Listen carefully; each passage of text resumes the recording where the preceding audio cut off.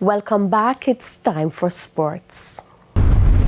Head coach of Jamaica Premier League leaders Mount Pleasant, Theodore Whitmore, says he's pleased with the performance of his team after a 3-0 win over Dunby Holding away from home on Sunday in the Jamaica Premier League.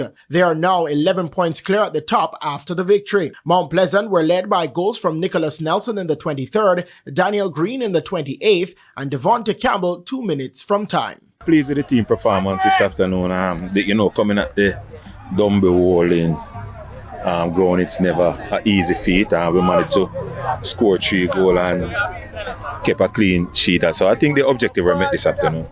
Portmore United were held to a 1-1 draw by Tivoli Gardens at Ferdinand Park. Jeremy Lynch gave the home side the lead in the 55th minute, but Kalia Fuller ensured Tivoli claimed a point when he lashed home a brilliant free kick in minute 64. Tivoli are 8th on 33 points, while Portmore are 4th on 44. Yeah, man, very disappointed. We created the chances, as you just said, but we didn't convert. And for the 2 weeks we were off, that's mainly what we were working on.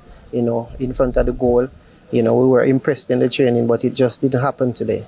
Elsewhere, Harbourview could only manage a 0-0 draw against Malines United at home. Malines and Harbourview are 10th and 11th in the table on 27 and 25 points respectively. In a bottom of the table clash, Vere United took down Humber Lion 2-0 at the Wembley Centre of Excellence. The win means Vere United are on 22 points and sit just above Humber Lion, who are rooted at the foot of the table on 21 points.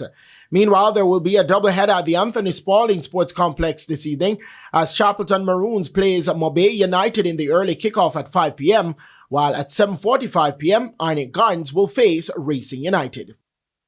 There's some good news for local schoolboy cricketers whose season will be extended by at least 2 games this year, with the return of an all-star encounter featuring the top players from the respective urban and rural area competitions. Speaking to TVJ Sports, President of the Jamaica Cricket Association, Dr. Donovan Bennett, revealed the plans of 2 end-of-season games to be played at Sabina Park. Bennett also revealed that the trophy for the competition will be named in honor of former CEO of the Grace Kennedy Group, Don Webby. The second game, the white ball game, we have already spoken to Mr. Webby, who was agreed, because he has, again, played a very significant part in not only schoolboy athletics, but also in schoolboy cricket. Grace has been a sponsor for a long time.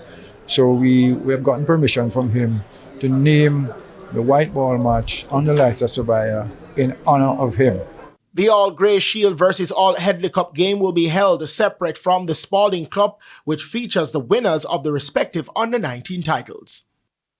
And finally, India are the winners of the ICC Champions Trophy after recording a 4-wicket win over New Zealand in the final played in Dubai on Sunday. Batting first, New Zealand were restricted to 251 for 7. Daryl Mitchell was the top scorer with 63, while Michael Bracewell was next best with 53. Rashin Ravindra also got 37, while Glenn Phillips made 34 against Kuldeep Yadav's 2 for 40 and Varun Chakravarthi 2 for 45. In their run chase, India looked in full control from the start as captain Rohit Sharma, who top scored with 76, and Shubman Gill 31, shared in a 105-run opening stand. Shreyas Iyer 48, KL Rahul 34 not out, and Aksar Patel 29 then added the finishing touches to the win, with India getting to victory at 254 for 6 with 1 over remaining. Michael Bracewell had a 2 for 28, while Michelle Santner picked up 2 for 46.